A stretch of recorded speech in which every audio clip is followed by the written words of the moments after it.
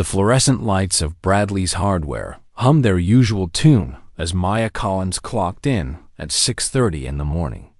She'd been doing this for 3 years, now arriving before the sun fully rose, straightening the displays.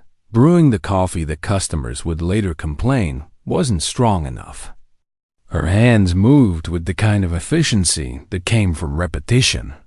From needing this job more than it needed her. Maya was 34, a single mother to a bright-eyed daughter named Kendra, who dreamed of becoming a veterinarian. Every shift Maya worked, every smile she forced through exhaustion, was for that dream.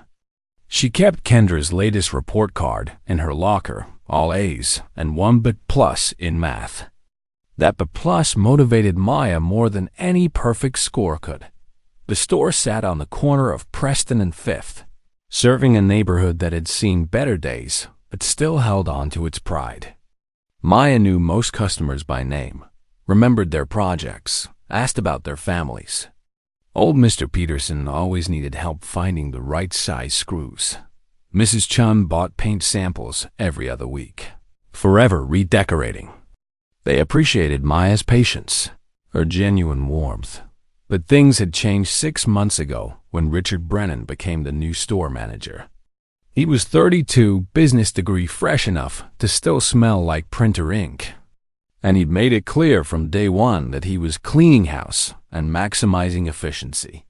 What that really meant, Maya learned quickly, was that he watched her differently than he watched the other employees. His eyes followed her movements with suspicion.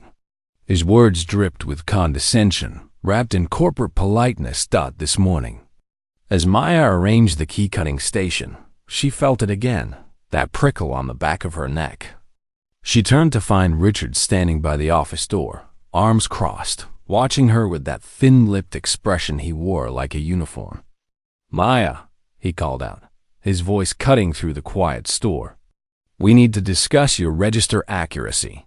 Her stomach tightened, but she kept her voice steady. "Of course, Mr. Brennan." The day had barely started, and already she felt the weight of another battle beginning. Part 2.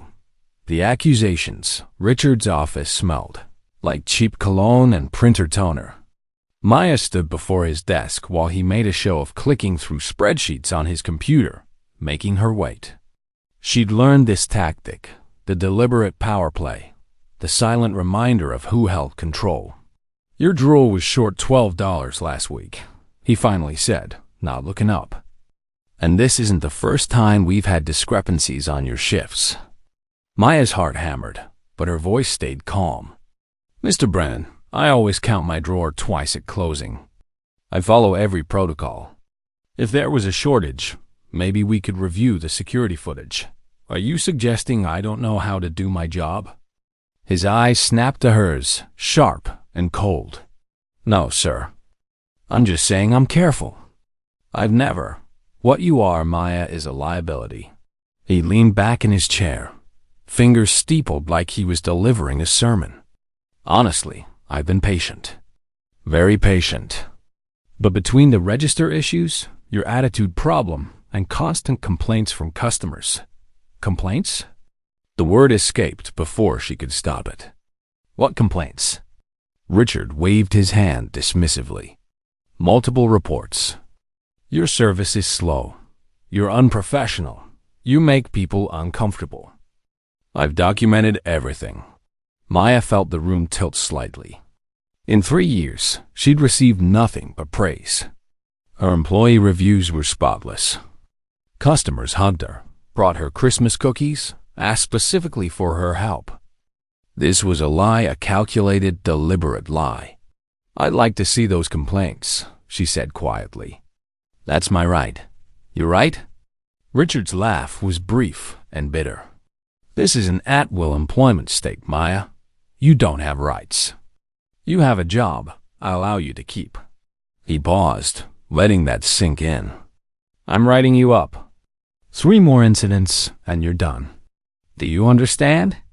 She understood perfectly. He was building a paper trail, manufacturing reasons.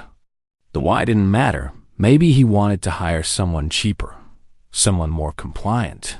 someone who looked different. Maybe he simply enjoyed the power. "Yes, sir," Maya said, signing the write-up with hands that didn't shake despite everything screaming inside her. Walking back to her register, she passed Tommy, the stockroom supervisor who'd worked there for 8 years. He wouldn't meet her eyes. Neither would Brenda at customer service. They'd seen this movie before, knew how it ended. Maya straightened her name tag and smiled at the first customer of the day. She couldn't afford to break. Not yet. Part 3. The weight of silence, the weeks that followed, felt like walking through quicksand. Every shift, Maya felt Richard's eyes tracking her movements, waiting for her to stumble. He'd appear beside her register during rush hours, standing close enough to make customers uncomfortable, close enough to make her hands shake as she counted change. "You're moving too slow," he'd say, just loud enough for the line to hear. "We have standards here." Or he'd inspect her work during quiet moments, running his finger along shelves she'd organized. "Sloppy," he'd declare, messing up her careful arrangement. "Do it again." The other employees had learned to look away. Tommy stopped eating lunch with her. Brenda suddenly became very interested in her phone whenever Maya entered the break room. Only Dennis, the elderly part-timer who worked weekends, still treated her like a human being. "That man's got a mean streak," Dennis told her one Saturday, his weathered hand sorting screws. "Seeing his type before. They get a little power and forget they're just people like everybody else." "I can't lose this job, Dennis," Maya whispered. "Kendra's counting on me. We've got college applications next year, and she needs—" "I know, honey. I know." He patted her shoulder. "But you remember something. Men like him? They always overplay their hand. Always." At home, Maya tried to hide the stress from Kendra, but her daughter was too perceptive. She'd inherited her mother's gift for reading people. "Mom, you okay?" Kendra asked one evening, looking up from her biology homework. "You've been different lately." "Just tired, baby. Work's been busy. Is someone being mean to you?" Maya's breath caught. "What makes you ask that?" Kendra set down her pencil, her young face suddenly ancient with understanding. "Because you get this look. Like you're carrying something heavy and won't let anybody help." Maya pulled her daughter close, breathing in the coconut scent of her hair conditioner. "I'm fine. I promise. You just focus on school." But she wasn't fine. Richard had given her 2 more write-ups, one for allegedly taking an extended break she'd never taken, another for unprofessional appearance when her shoe had a small scuff. The noose was tightening. Then came the Thursday that changed everything. Maya was restocking paint supplies when she heard Richard's voice from the next aisle, talking on his phone. "Yeah, I'll have her out by end of month," he said. "Just building the documentation. Can't make it too obvious, you know? But she's gone. Already got someone lined up. My cousin's kid needs a job." Maya's hands froze on the paint cans. "Who cares if she's been here longer?" Richard continued. "I'm the manager. What I say goes." Something crystallized in that moment. Maya had spent weeks being afraid, being small, trying to survive. But this wasn't about survival anymore. This was about dignity. She pulled out her phone and started recording. Part 4. The man in the baseball cape on Friday morning. A man walked into Bradley's Hardware wearing clothes that had seen better days. His jacket was worn at the elbows, his jeans faded, and a baseball cap pulled low over his eyes. He moved slowly through the aisles, examining tools with the careful attention of someone who couldn't afford to make the wrong purchase. Maya watched him from her register, noting the hesitation in his movements. She'd seen it before: good people down on their luck, trying to fix something themselves because they couldn't afford to hire help. "Morning, sir," she called out warmly. "Can I help you find anything?" He looked up, and for just a moment, something flickered in his eyes: surprise, maybe, or recognition of simple kindness. Actually, yes. I'm looking for parts to fix a leaking pipe. Not sure what I need. Let me show you. Maya stepped from behind the register, leading him to the plumbing section. For the next 15 minutes, she walked him through options, explained the difference between various fittings, even drew a small diagram showing him how to make the repair. "You're a lifesaver," he said, genuine gratitude in his voice. "I'm James, by the way." "Maya, happy to help. That's what we're here for." As she rang up his modest purchase, Richard appeared like a storm cloud, his presence immediately changing the atmosphere. "Maya, why aren't you at your register?" he demanded, ignoring James entirely. "I was helping this customer find. That's not your job. Your job is standing at that register. We have floor staff for customer assistance." He turned to James with a dismissive glance. "Sir, in the future, please ask one of our qualified associates for help."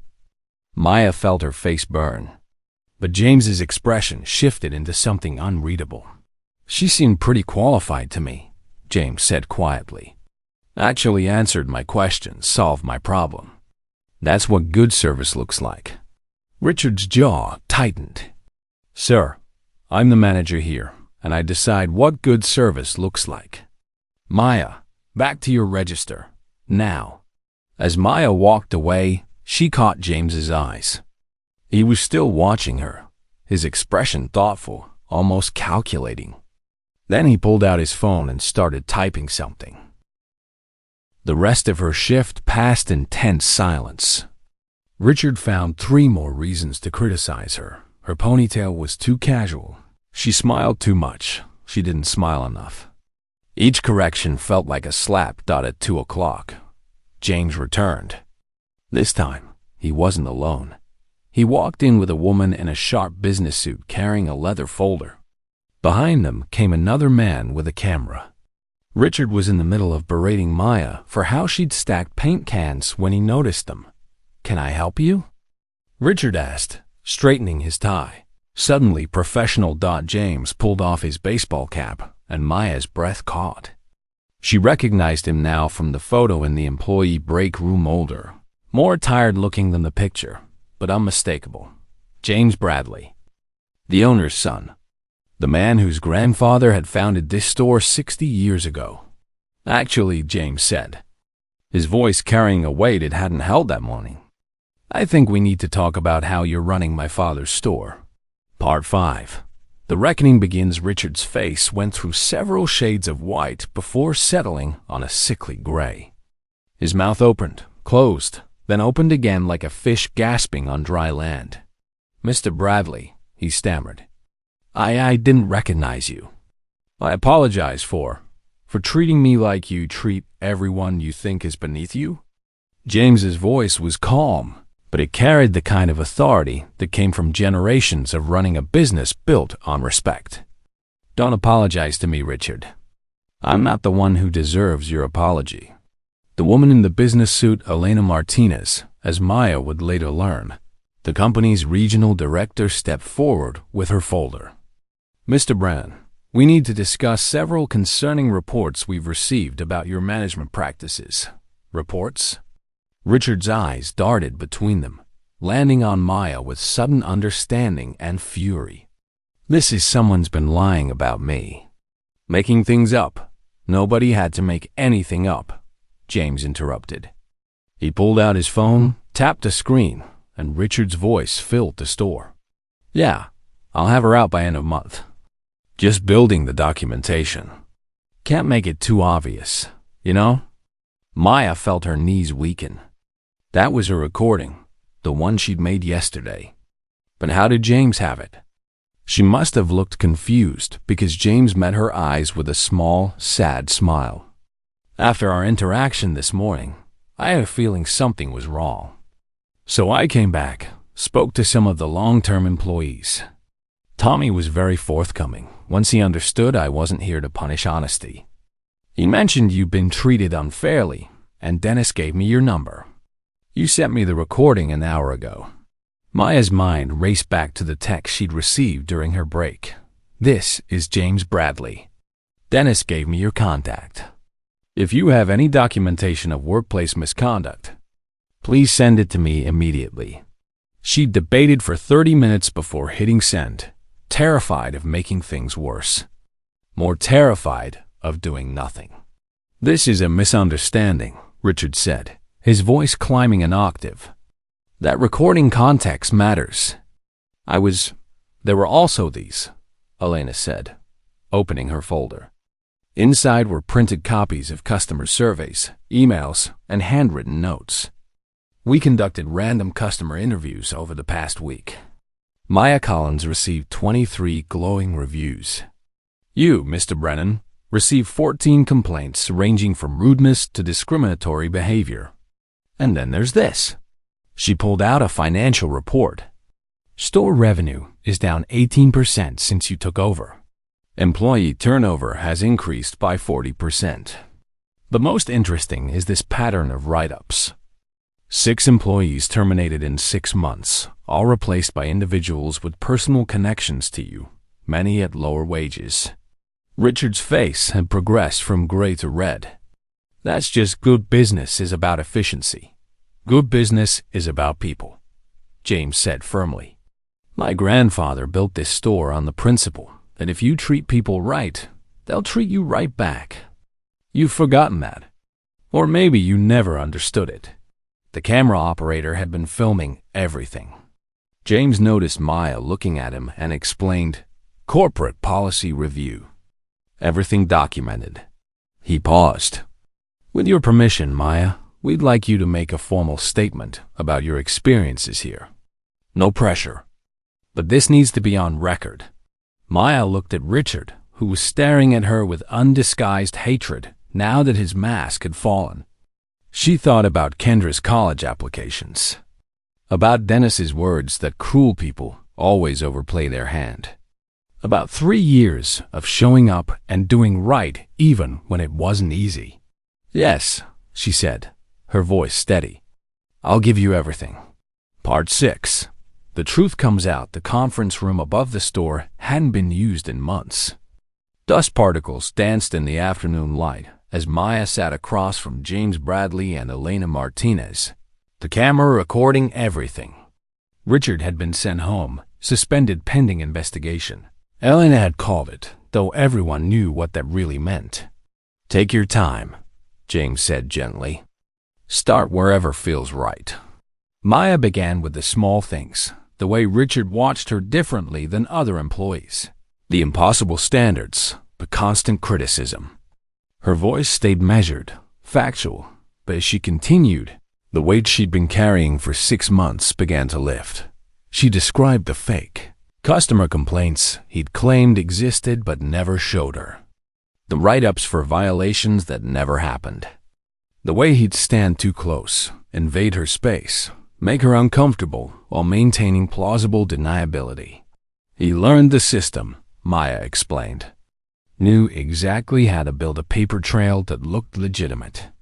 If I'd gone to HR without proof, it would have been my word against the manager's. Single black mother versus college-educated manager. She paused. We all know how that story usually ends. Elena's pen moved steadily across her notepad. Did you witness him treating other employees this way? Tommy got written up twice for things that weren't his fault. Brenda got her hours cut when she pushed back on a scheduling change. But the worst was Monica. Monica Torres? James leaned forward. She worked here for 7 years. Left 3 months ago. She didn't leave, Maya said quietly. Richard forced her out. She was 56, had health issues, needed specific accommodations that were legally protected. He made her life miserable until she quit. I should have spoken up then, but I was scared. Monica had worked here longer, had more protections than me. If he could destroy her career, what chance did I have? The room fell silent, except for the soft whir of the camera. I have something else, Maya said, pulling out her phone. She showed them a folder containing screenshots of the work schedule. See these patterns? Every time Richard gave me closing shifts, The cameras in my section mysteriously malfunctioned, but the register counts were always wrong those nights. I started taking pictures of my drawer before and after my shifts with timestamps. The shortages only appeared in the system after I left. Elena's expression hardened. He was manufacturing evidence. Yes, ma'am. James sat back, running his hand over his face. How many others? How many people did we lose because of him? 5 that I know of personally. Probably more before I started paying attention. For the next 2 hours, Maya walked them through everything. The hostile work environment, the retaliation, the deliberate sabotage. Tommy was called up next, then Brenda, then Dennis. Each one confirmed pieces of the story, adding their own experiences. Dennis, who was 72 and had nothing to lose, was particularly blunt. That boy thought he was building an empire. Instead, he was burning down everything good about this place. Maya there? He pointed at her. She's the heart of this store. Customers come back because of people like her. Richard never understood that you can't manage a hardware store like it's some fancy corporate office. This is community. This is people. By the time the interviews finished, the sun was setting. Maya's throat was dry from talking, but she felt strangely lighter. Like she'd put down a burden she'd carried so long she'd forgotten what it felt like to stand straight. James walked her to her car, his hands in his pockets. I owe you an apology, he said. I should have been paying closer attention. Should have visited more often. My father's been sick. I've been managing other properties, but that's no excuse. This happened on my watch. You came back, Maya said simply. That's what matters. I came back because I wanted to see the store my grandfather built. Wanted to remember what it felt like when this place was good. He smiled sadly. And because I believe you can tell everything about a business by how they treat their customers. When they think nobody important is watching, what happens now? Now, Richard Brennan is done. Not just here. I'm making sure everyone in the industry knows what kind of manager he is. And you? We're going to make this right. Part 7. The meeting Monday morning arrived with the weight of ceremony. Maya dressed carefully, her best work clothes, a grandmother's cross necklace for courage, and drove to the regional office downtown. Kendra had insisted on coming, missing school to support her mother. This is history, Mom, Kendra had said. This is you fighting back. I need to see this. The conference room on the 14th floor held more people than Maya expected. James and Elena were there, along with 3 other executives she didn't recognize, the company's attorney. And sitting in the corner with his own lawyer, Richard Brennan, he looked smaller somehow, diminished. His confidence had leaked away, leaving behind a man who suddenly understood that connections and charm couldn't save him from documented evidence. Thank you all for coming, James began. He was different here than in the store, more formal, carrying the authority of someone who'd been raised to lead. We're here to address serious allegations of workplace misconduct, discrimination, and fraud. Maya Collins has been a valued employee of Bradley's Hardware for 3 years. Richard Brennan was her manager for 6 months. In that time, he created a hostile work environment, manufactured evidence to justify termination, and systematically targeted multiple employees. Elena opened her presentation on the large screen. Emails appeared, showing Richard's communications with his cousin about hiring him. Financial records showed the pattern of write-ups coinciding with wage replacements. Customer testimonials scrolled past 23 glowing reviews for Maya. 14 complaints about Richard. Then came Maya's recording. In the formal setting, Richard's words sounded even worse. Just building the documentation. Can't make it too obvious. Richard's lawyer shifted uncomfortably. My client admits to poor judgment in that phone conversation, that this hardly constitutes fraud. James's voice cut through like a blade. Because that's what it is. deliberately falsifying employee records to justify wrongful termination, creating a paper trail of fictional infractions. That's not poor judgment. That's calculated deception. Furthermore, Elena added, we've now connected with Monica Torres, who's willing to testify about her forced resignation. And we found the camera logs. She pulled up another document. The security system shows manual shutdowns on specific cameras during Maya's closing shifts shutdowns that required manager access codes. Only one person had those codes and the motive to use them. The room felt like all the oxygen had been sucked out. Richard's lawyer leaned over, whispering urgently to his client. Richard's face had gone pale again, sweat beading on his forehead. What do you want? The lawyer finally asked. Justice, Maya said, speaking for the first time. All eyes turned to her. I want my record cleared completely. I want everyone he targeted to have their records cleared. I want him barred from management positions where he can do this again. She paused, meeting Richard's eyes. And I want him to admit what he did. Out loud. To everyone, Richard looked away first. My client will do exactly what she asked, James interrupted. Or we press criminal charges for fraud and file civil suit for damages. Your choice. But choose quickly. The negotiation took another hour, but the outcome was never in doubt. Richard's lawyer knew a losing position when he saw one dot by noon. It was finished. Richard Brennan read a prepared statement admitting to misconduct and discrimination. His termination was immediate and permanent. Maya's record was expunged, along with Tommy's, Brenda's, and 4 others. Monica Torres received a settlement and a formal apology as people filed out. Richard stopped near Maya. His lawyer tried to pull him away, but he shook him off. You happy now? He asked, his voice bitter. You destroyed my career. Maya looked at him for a long moment. No, Mr. Brennan, you destroyed your own career. I just stopped letting you destroy mine. She walked out with her daughter's hand in hers. Her head high, her heart finally at peace. Part 8. Coming home 3 weeks later, Maya stood behind the register at Bradley's Hardware, but everything felt different. The fluorescent lights still hummed their familiar tune, but the weight that had pressed on her shoulders for 6 months was gone.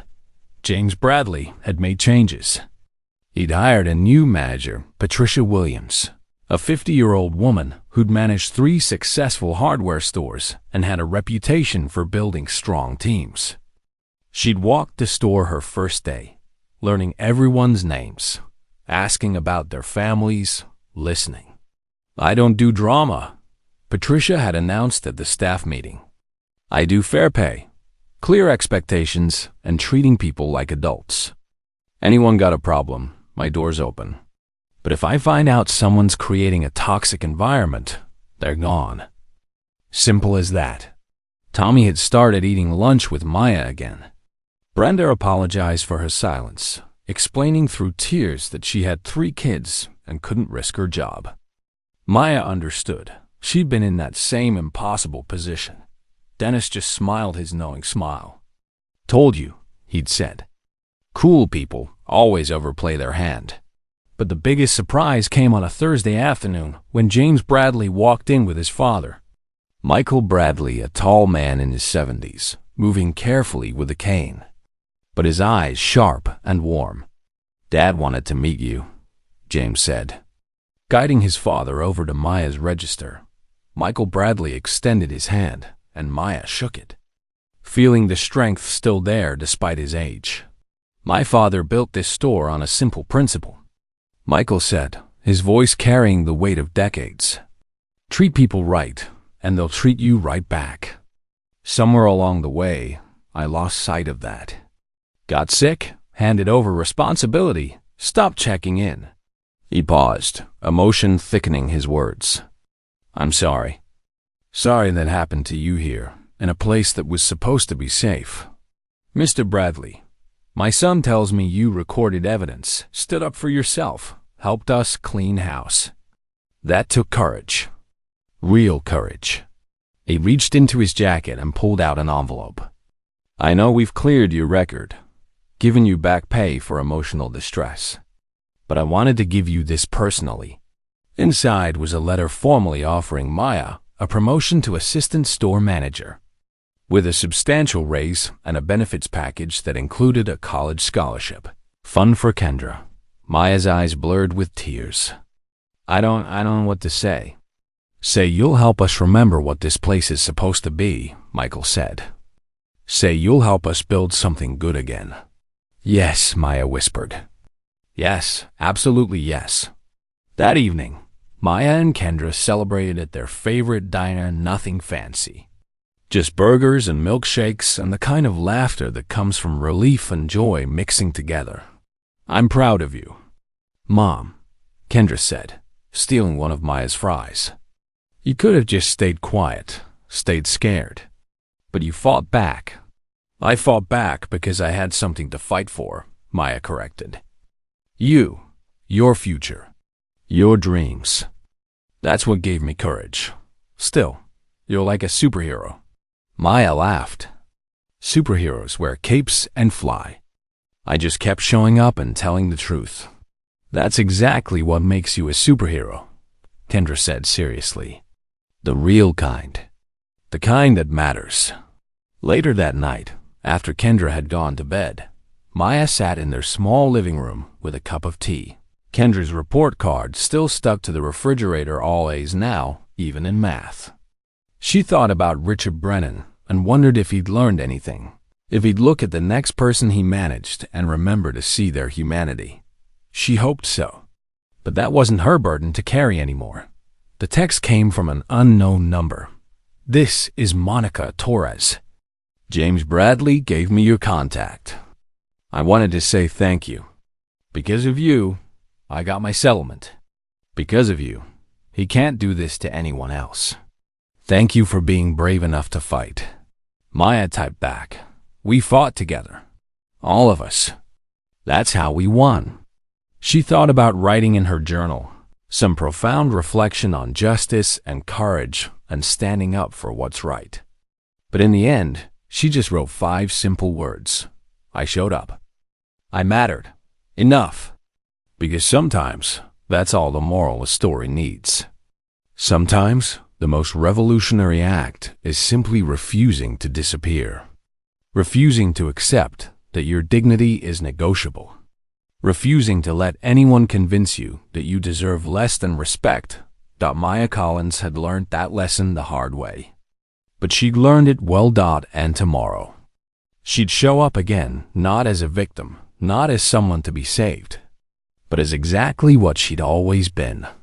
A humble, hard-working woman who understood that real strength isn't about never falling down. It's about getting back up, dusting yourself off, and teaching your daughter that her voice matters. Her truth matters. And that sometimes, the people in warm baseball caps turn out to be exactly the allies you need. The fluorescent lights would hum again tomorrow.